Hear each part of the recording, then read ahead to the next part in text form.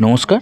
কিছুদিন আগে আমি একটা অদ্ভুত ঢ্যাঁড়স গাছের ছবি আপনাদের কাছে দেখিয়েছিলাম যে সেই ঢ্যাঁড়স গাছের ফুলগুলো অন্যান্য ঢ্যাঁড়স গাছের, আমাদের যে সাধারণ যে ঢ্যাঁড়স গাছ হয় তার থেকে কতটা আলাদা। আজকে সেই গাছটার পুরো ভিডিওটা আমি দিচ্ছি, দেখুন আপনারা মনোযোগ সহকারে। এই গাছটা আমি সবার প্রথম দেখেছিলাম অনাথ স্যারের একটি ভিডিওতে। আমি বীজ অনেক জোগাড় করার চেষ্টা করেছি কিন্তু পাইনি। ঘটনাচক্রে আমার এক ভাইয়ের মতো এক বন্ধুও বলতে পারেন, সে আমাকে এই বীজটা এনে দেয়। তো এই গাছ, এটাকে সাধারণ ঢ্যাঁড়স গাছ না বলে বৃক্ষ জাতীয় গাছ বলা চলে। এর বৈশিষ্ট্য হচ্ছে, দেখুন গাছের প্রতিটা কোণ থেকে, ইভেন গাছের নিচ থেকে পর্যন্ত ঢ্যাঁড়স বেরোবে। এবং এই ঢ্যাঁড়সগুলো একটু যাতে খাটো হয় কিন্তু প্রচুর আঠা থাকে, এবং এর খাওয়াটাও অনেক বেশি উপকারী। একদম গাছের গোড়া থেকে বেরোতে বেরোতে টানা ওপরে উঠে যাবে।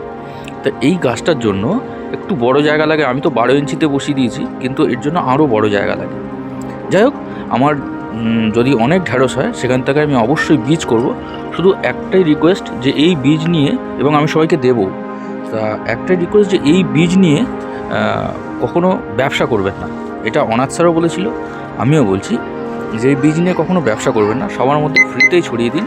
আমি চাইবো এটা যেন সবার বাড়িতে বাড়িতে পৌঁছে যায়। সবাই ভালো থাকবেন।